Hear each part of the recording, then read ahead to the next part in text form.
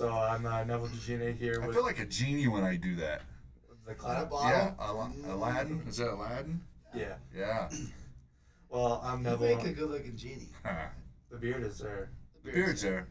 I was thinking for. And well, if you get like that little like. I was thinking for Jasmine, not Aladdin. Hey, whatever floats your boat, man. Well, let's get right into it. Or your carpet. Or the monkey. Or the monkey. I could be the monkey. What's his name? Abu. Yeah. Abu. So you guys already know who I'm here with, Coach Miller, Coach Gabel. So, Coach Gabel, you have one state championship. Coach Miller, you have 4 with football. So can you guys kind of talk about those teams, what you guys did that season that was different than others? Right. Todd and I actually talk about this quite a bit. It goes back to, when we first started, both him and I think you have to have a vision. I have my master's in business administration, and part of the studying was talking, the stuff I read and stuff was talking about people in great organizations jump out to another one because of lack of vision. And I think where coaches miss the boat, since we're talking about boats or carpets, is they don't do a good job of painting the picture of where the end goal is. Like if you have a boat, there's only one boat in history of mankind that floated with 0 oars, 0. Got a bunch of animals on it too. Yeah, there was no. It didn't have a destination because it was just floating to survive, right? Noah's Ark for Noah's all Ark. those people out there that don't know that. Well, where were they going? They were just trying to stay alive. So, coaching, you have to have a destination. You have to have a rudder and sails to propel you to put where you're supposed to go. So, the biggest failure I think as a coach is that when you take over a program, is not painting a picture where you're supposed to be. I think Todd and I understand that even from the very beginning. Is painting a picture of this is where we're going, get on board or find another place. And so I think that was the first thing is I came in talking about we're gonna push hard to win a state title. We're gonna try to win state titles, and that every year, even though we've won one, which most programs will go their entire career and not win one. Existence. And it's hard to do, no matter what sport you're in. But I think every year we push for the same thing. What we were able to do in 2012 was, it was a lot of people doing a lot of hard work over many years, and we haven't changed much other than, maybe a little bit, but we still do the same thing harder to reach the same goal and have not done it. And what Todd has done in football, wrestling may have broke that barrier, winning a state title at Pine Creek as a team. Well, what Todd's done with the football and there's coaching staff and just the kids he gets in, and I wouldn't say they're great kids and some of them are good athletes, but watching his coaching staff and what they do with the kids, taking them from just a little above average to great as a team, has been pretty impressive for him to win 4 state titles. So I would say that with vision. And what do you think? You broke the barrier, right? So I came. My high school coach was a great coach, and could never get through. Just could not. So we got to the semis. In Indiana, it's called semi-state, but got to that point. I want to say 8 or 9 times in his career, but just couldn't get to that next level. And when wrestling did that, it broke a barrier in my brain. Because I think we put limitations on ourselves at times, Billy always talked it. And I mean, I'd go, man, he's crazy. We want to compete every year for it because I was caught in the thinking of not my circumstance and then my situation and my perception of reality. And that limited me in my thinking. And when wrestling was able to do that, I just kind of thought, I go, why not us? Why can't we do that? It made it realistic.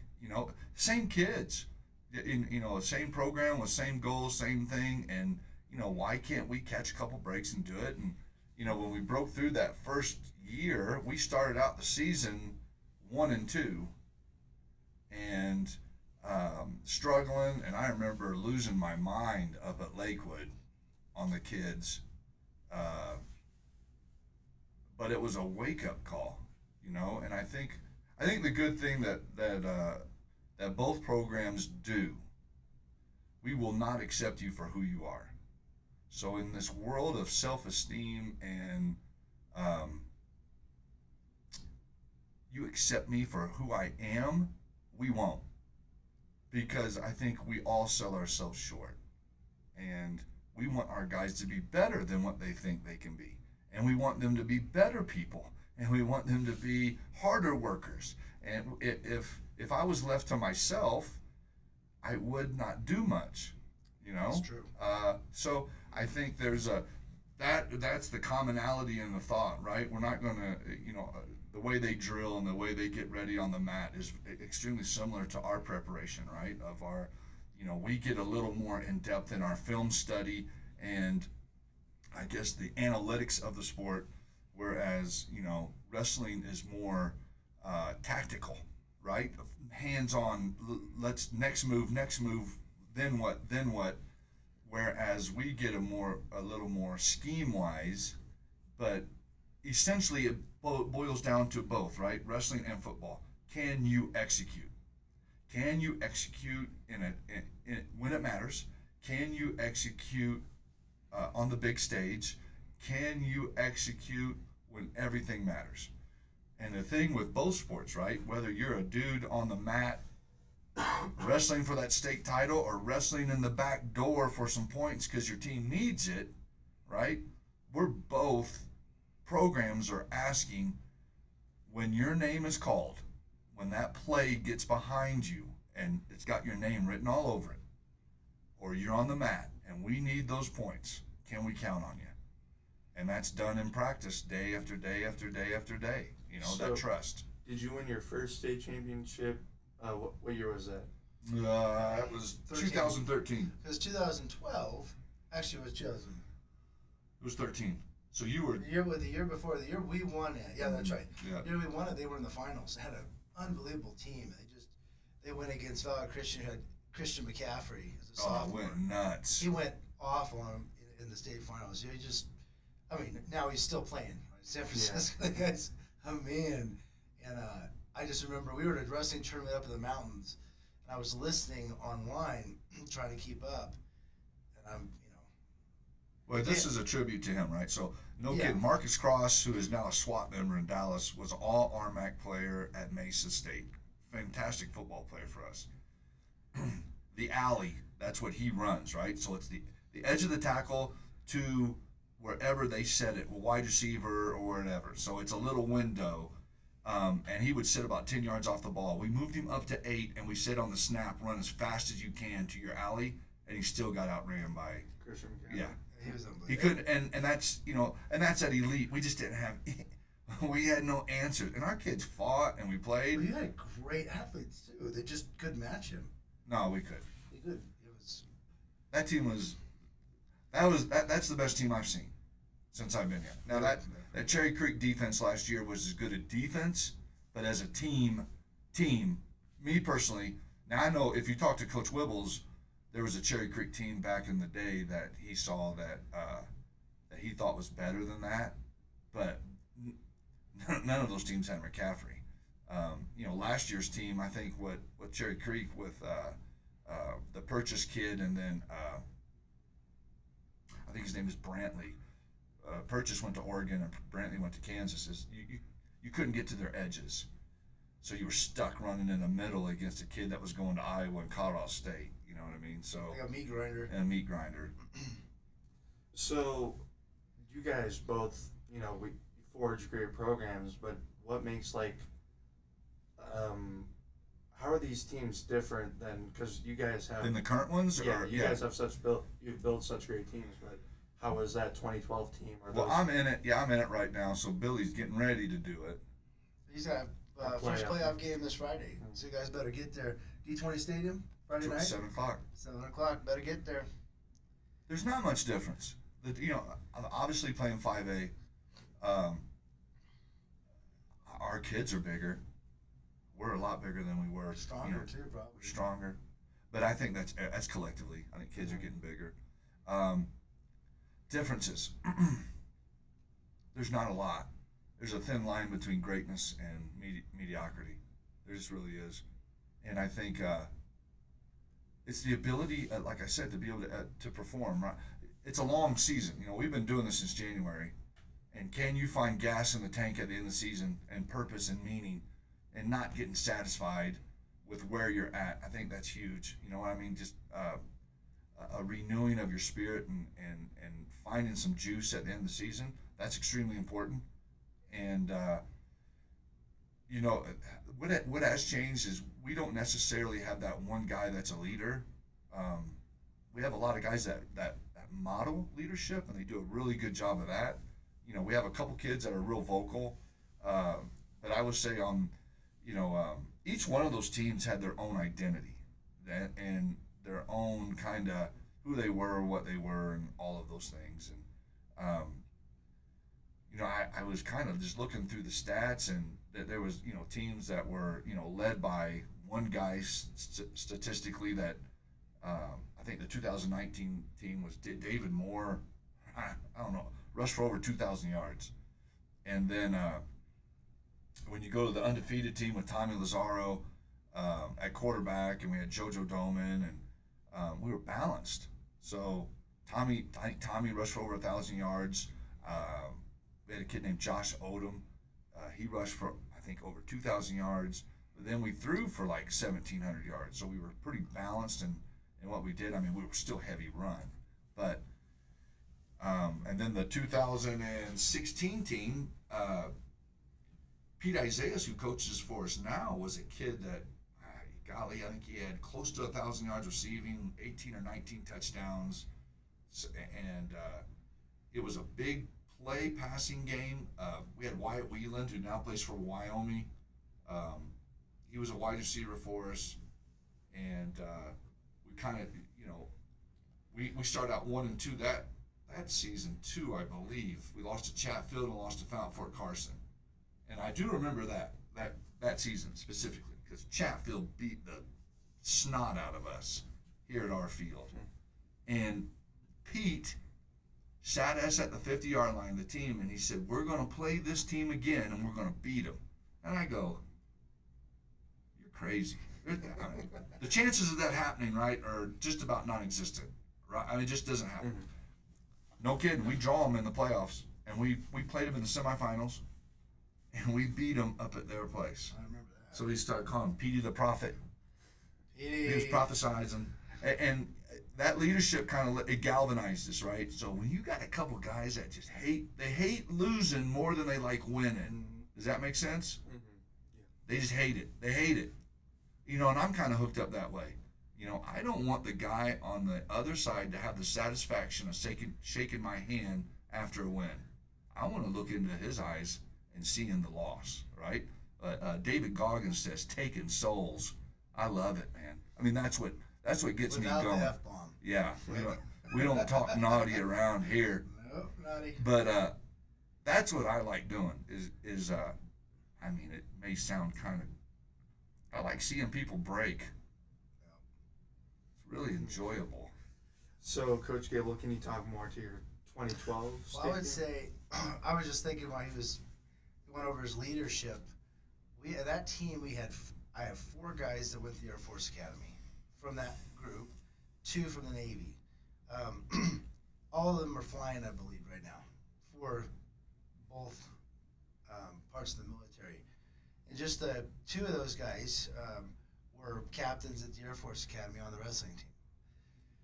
So just, and then I had a handful of other kids that sort of fit in, and they were really tough wrestlers, just pretty salty and same mentality. I think they enjoyed hurting people a little bit. And sort of a combination with really good leadership. And they just came through. I remember going into the state tournament that year, we were predicted to be second place by 43, 45 points from Pomona. They predicted promoted to be, win it by over almost 50 points, 45, 50. And, we grinded. We just had a good team with leadership and, we ended up locking it up that Friday night, which is hard to do. We've had some really good teams since. We had a pretty good low. I think this year we're going to be about as tough as we've ever been. See if we can match that team in 2012. But same mentality, same leadership. I don't have as many kids, going to the Air Force, but or the Navy. I don't think on this team, but I think a couple juniors possibly. But again, just the natural push to lead right, to see the vision, to go after it, and maybe some kids stupid enough to believe in the head coach's vision. And then I got some, I probably have better assistant coaches than I am as a head coach, and that's helped a lot too. They sort of fill those gaps where I'm not very good at. So, yep. I think the best thing too is infrastructure. So we have a administration that supports both programs. Oh yeah. But it's not like we have great facilities, whether it goes to, and it's about people. And I think sometimes, I had the chance, with my son to go around and see colleges and great weight rooms and facilities, but it's still always about people and relationships and getting them to do those crazy things, right? I mean, our game, whether people like it or not, is an extremely violent game. I mean, you think about it. I'm going to run my body into your body as hard as I possibly can. Over and over and over again. And unless you're Shador Sanders and you get suspended. That is true. So, and the game has changed with that respect. I mean, the calls and cleaning it up. I remember a football game where Stevens, not Connors. Oh yeah, no, it was Chase. Chase hit a kid so hard, his head came off, split his chin. It was a legal. His helmet, not his head. Oh yeah, his head stayed on, but almost. The helmet came off. Yeah. His helmet, and it was a legal hit. Yeah, it was clean. But it cut his chin open. Yeah. I don't think the kid played the rest of the season. It was just that team was mean. Yeah, we've had some tough teams. But his older brother is state finalist for me. Yeah, wrestler. Yeah, state finalist wrestler of the state. Yeah, it was pretty tough. Just tough between the years. Yeah. So I thought about that. I mean. Yeah, I totally lost track of what we were talking about. Sorry. You guys hit people though. I love it. No, okay. Yeah, the violence of the game, right? So we live in a culture that doesn't embrace that, and so in that respect, it's kind of countercultural, right? Same thing in wrestling, right? You're essentially, the goal is I'm trying to make this person submit to me, or physically make them submit by putting their shoulders on the back for 3 seconds, and we're working through some constraints, some societal constraints for sure, and our guys live in a very comfortable world. And again, just kind of like I said earlier, if they accepted their role where it is in society of just when I turn the light on, I got light. When I turn the faucet on, I get water. I open the refrigerator and I grab something out. I can go to the microwave. So all my needs are met like that. If I want to go to the phone and I want to look this up, it's all met. And neither sport is instant gratification. It's a long process. It takes so much time and effort. And we've both learned from each other of backing off at the right time, pushing at the right time, and also finding humor in things that happen. I mean, crazy things that happen. I mean, everywhere we go in the state, we forget something. So we forgot our headphones up at Greeley West at one of the coldest games I've ever coached at in my life. And my pants caught on fire that night at the heater. No kidding. I was freezing, man. I mean, it was cold. And so I go over to the heater, and I had these, I don't know why I was wearing these pants, which is stupid. I had those waterproof pants, which they get cold and they get really cold. So I sat right next to the heater, and they just sucked right up and caught on fire. Yep. Like full flames. No, not full flames. Just a little smoldering.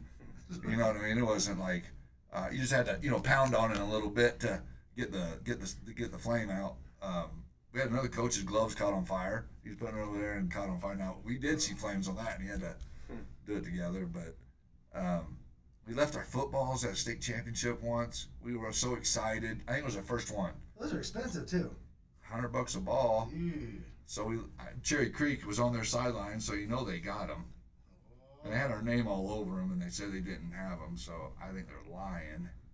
But we left them at Invesco. It's not Powerfield now. Yeah, we left them there. It just, the things that you go through, all the bus rides. Well, no buses anymore, but when we did have buses, all the bus rides you would get on to go places and leave crap on there. It's always a journey. It's interesting. I got one for you. The difference in states and people.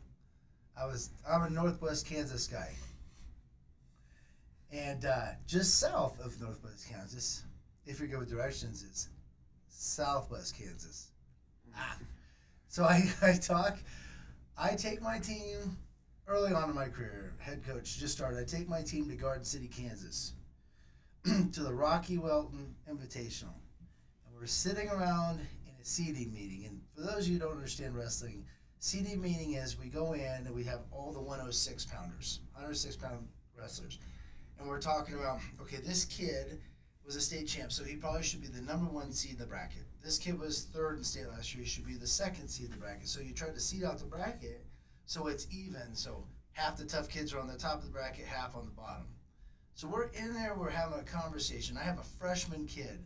He hasn't been tried or tested. That kid eventually would place, a couple times state placer, placed 3rd and wrestled for the Air Force. And now he's flying. But we're in here, and I know a lot of these people because I wrestled against them in high school and all in that area because I grew up in that area, sort of. So we're talking about these in the city meeting, and they're arguing. Well, I think my kid should get the 5th seed because he was a state qualifier last year and this and that. And they were talking about 3rd and 4th seed, and they get the 5th seed, and they're trying to decide who is going to be. And I said, listen, I'll tell you what. I think my kid should be the 5th seed because he's half Cuban, and he's got a great hairdo. And they looked at all these guys, like 35 of them, they looked at each other, looked at me, and go, I think that's good enough. Let's give him 5th seed. And my assistant coaches are looking at me like, is that how they do things in Kansas? Ironically, he took 5th. You're welcome. So that you're Kansas. It's unbelievable. I love my Kansas people. Just think logically. I don't know. People take themselves way too seriously. Way too seriously. That's why we go to Kansas a couple of times a year. Right.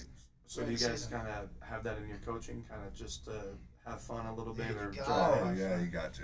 I was at you got to. I was at this the Hall of Fame banquet for my dad and 3 other coaches. It was a national induction in around Wichita. All 4 coaches that have had unbelievable careers. Billy Johnson, Gonzalez, my dad. There was one more. Anyways, bottom line is, all 4 said the same thing.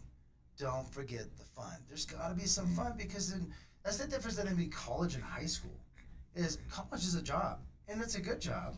They're paying you to go to school and to play.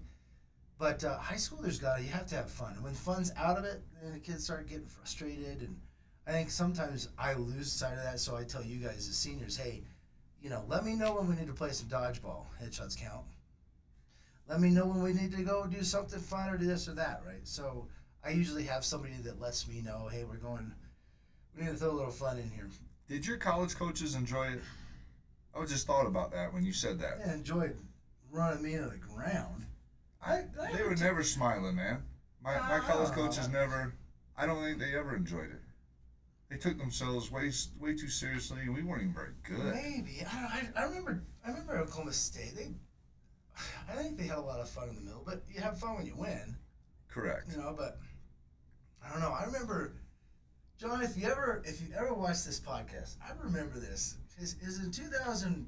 I just transferred from Nebraska, and I walked into the wrestling room. This wrestling room, I mean, it's pretty good size, just 3 mats. But I walked into this wrestling room, and John looks at me. And John's about 150 pounds.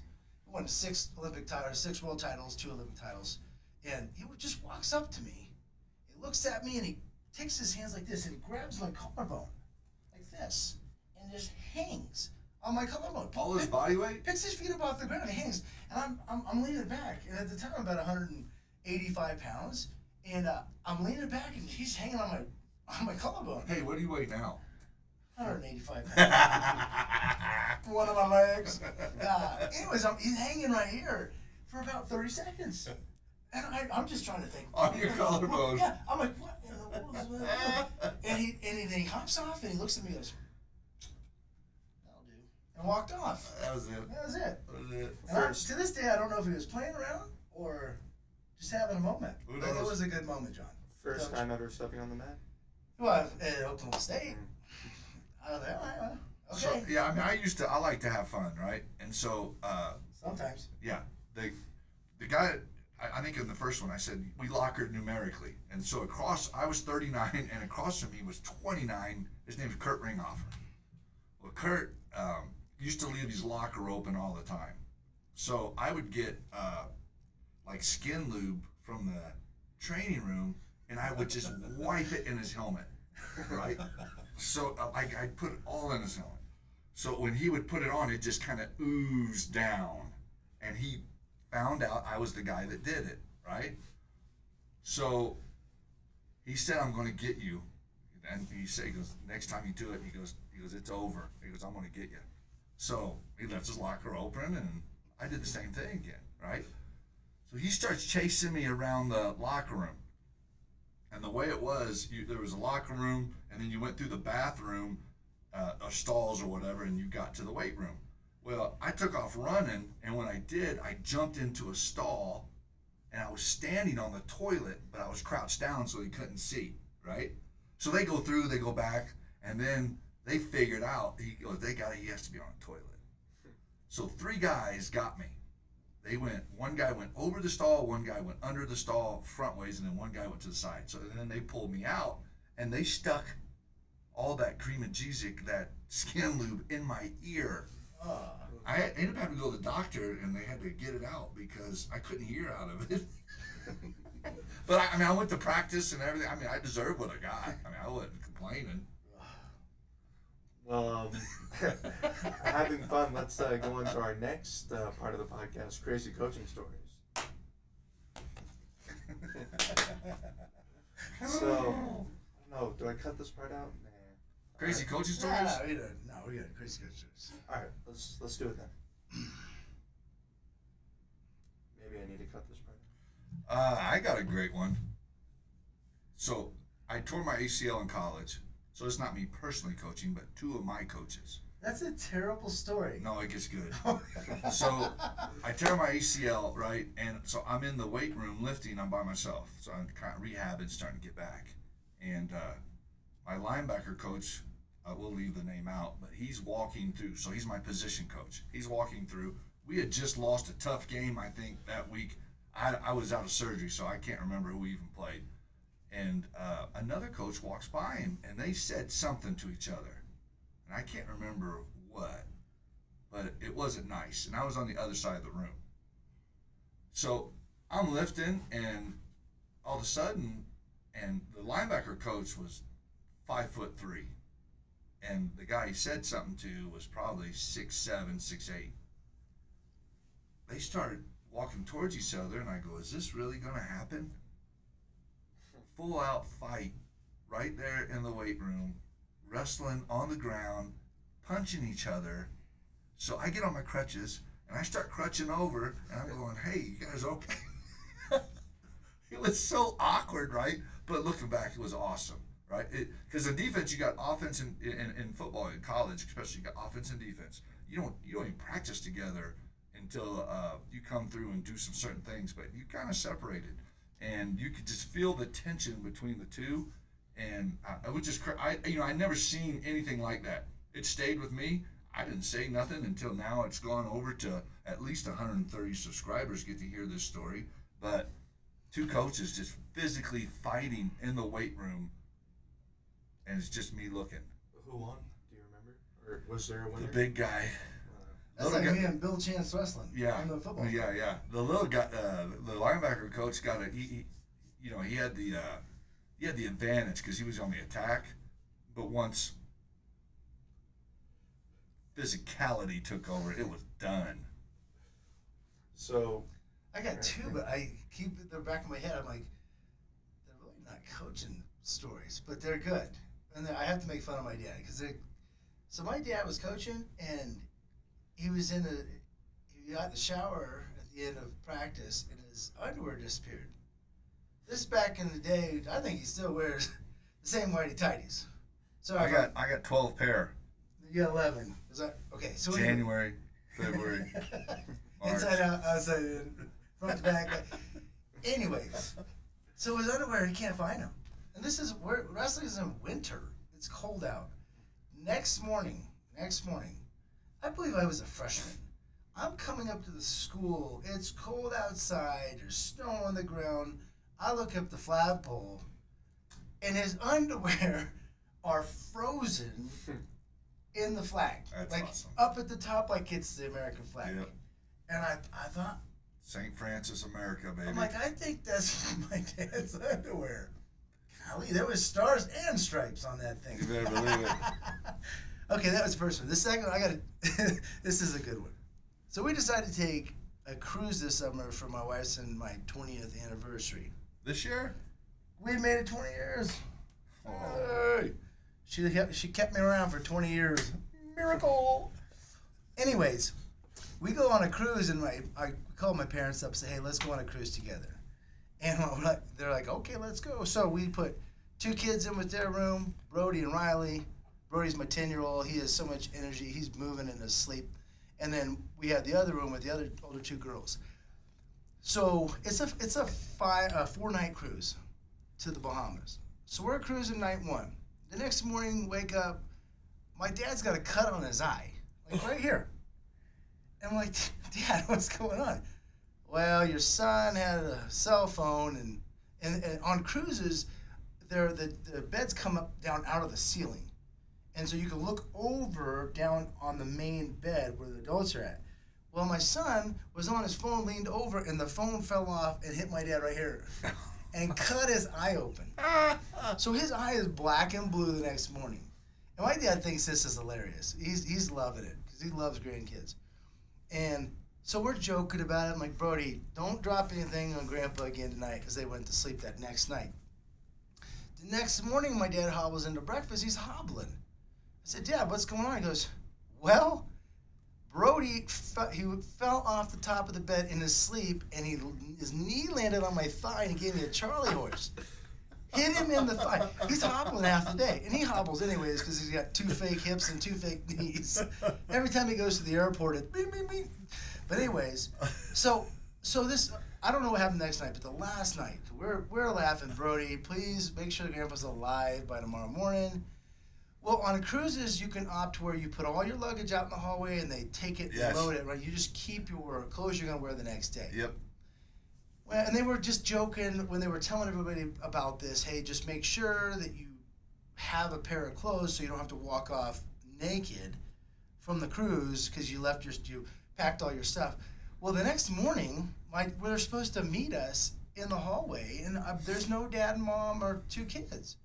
So I go over and knock on the door, and my dad opens the door, and he's in his whitey tighties, nothing else. No shirt, no shorts, whitey tighties. And he is pasty. He's panicking. He's like, I don't know where my pants are. Somebody snuck in last night and stole my pants, my wallet. All I have is these underwear. He has a sort of a sweater, but it's sort of a natural hairy one. But it's not good. It's like you got. But yours might be better. Anyways, so he's standing here. He's panicking, and we're searching everywhere. We can't find anything. Well, long story short, my son Brody falls off again. And the bed, there's 2 beds that butt up to each other. Well, he fell on the shorts, and it pushed it down in the crack so far that you couldn't even tell there was a crack there. So the shorts were down in this crack in with between his wallet? With his wallet and everything. And we finally found it. And so I don't think Brody's allowed to sleep in the same room as my parents ever again. That might lead to a pretty big hospital bill. He walked away with a cut eye, bruised thigh, No pants. and no pants. All right, So I wasn't coaching, but I yeah, I guess. But next part, the good, bad, and the ugly. So, and then cut. Yeah.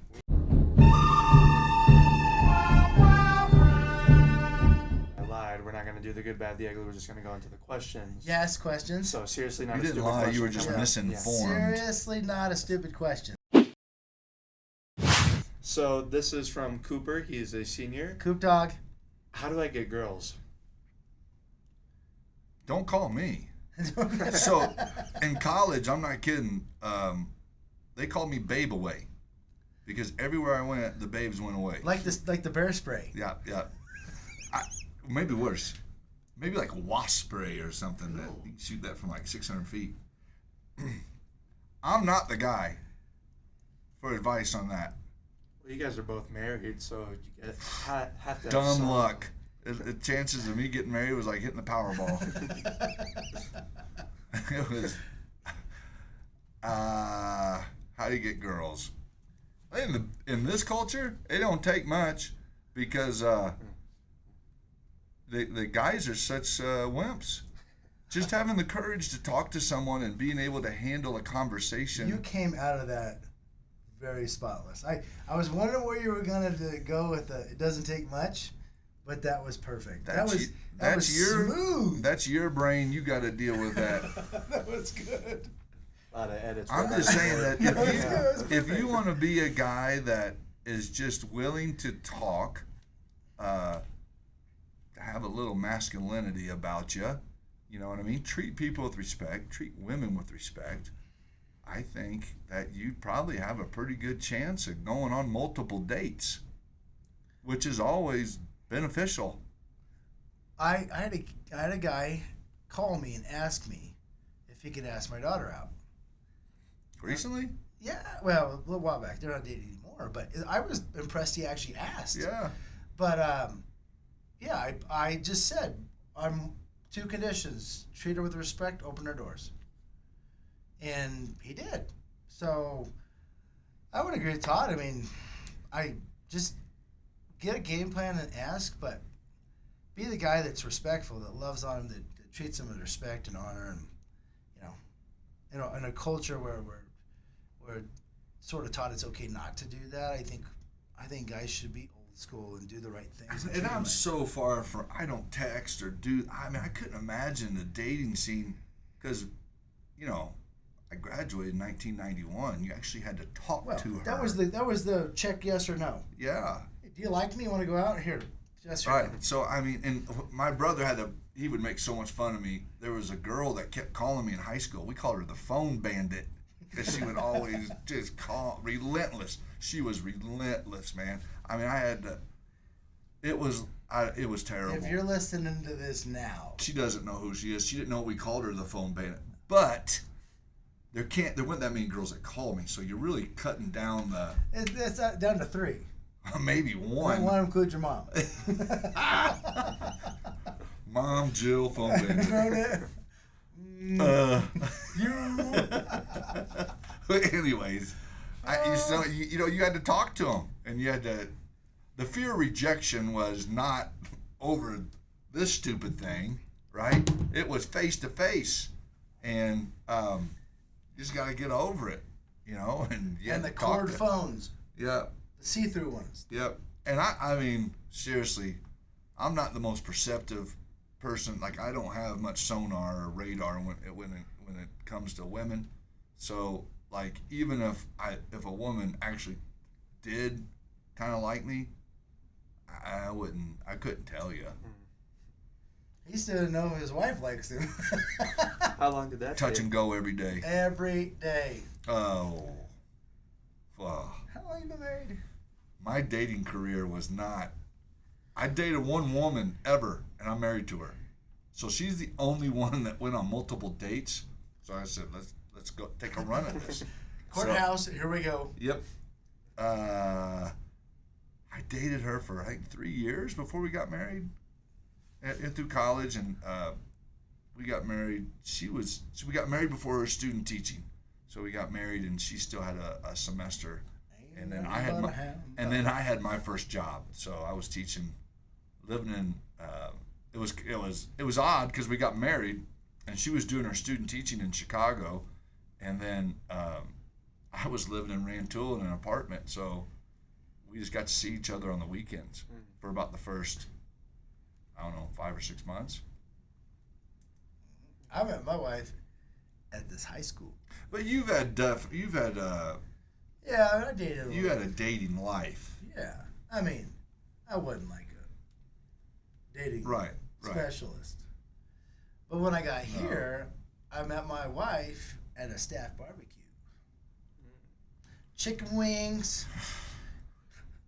chips, and a saucy Latina. Yeah. Yeah. 20 years later, baby. Actually, 21 years later. Married 20. Got married a year later.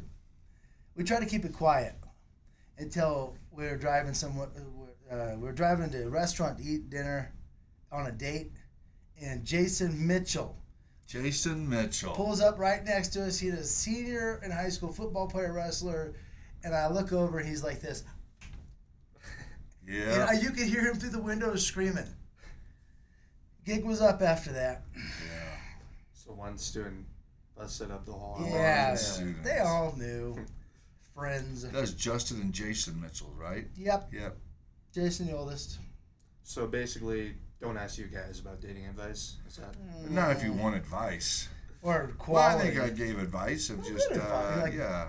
Like chivalristic. Yeah, Chivalry is yeah. not dead. Chivalry is No. not dead. I think that goes a long way of just striking a conversation, be relatable, and then be respectful. I'm got a still chance. chivalristic. I open my own doors. Right. This next question's from Caden. He's a junior. How do you recommend the best way from going from skinny to muscular in cut, diet, workout routine? See, I knew you were gonna ask this. That's why I wore my cutoff shirt. How do you go from skinny to big? It's work. I mean, every day, Todd. You know what? Did you realize this? Every day you ask people what to eat. Yes. You ever realize that? Hey, it doesn't matter who it is. Well, it's important to me. It doesn't matter who it is. Hey, what'd you have for breakfast? And then It starts with caloric a intake. lollipop? So you got it's terrible, right? There are people they drink soda and have lollipops for breakfast, and they think they're going to do something about it. If you want to change your lifestyle or change the way you look, nothing's easy. Change is always hard. So you have to be able to. You have to increase your caloric intake. You have to. There's no other way around it. So you got to eat, and you got to eat, and you got to eat. You got to hydrate, and you got to sleep. You got to work out, and you got to repeat that. And it takes a long time. You know, Billy went through that. He had a bodybuilding competition, and he went through that. I've never done that. 6 months of craziness. But yeah, he's right. You have to. It is a daily, hourly discipline. If he's got football players that they're like, I want to be bigger and I want to be faster, but they're not willing to put in the time to actually put the right stuff in their body and do the right thing. It's this simple. If I put money in the bank and I don't spend it, it adds up. Nice. If I put calories in my body and I don't expend it, it adds up. You're always constantly rebuilding tissue. No one grows in the weight room. They grow when they get outside of the weight room. What are they doing? What are they putting in their body? How are they resting? That's where the growth occurs. Now the work is what puts it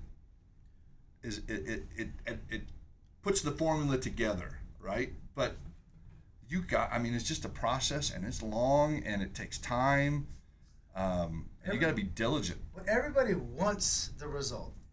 They're not willing to go through what gets them the result, and that's athletics in general. When I was a freshman in high school, I weighed 120 pounds. 120. When I walked across the graduation stage to get my diploma, I weighed 210. My left calf weighs 110. I know.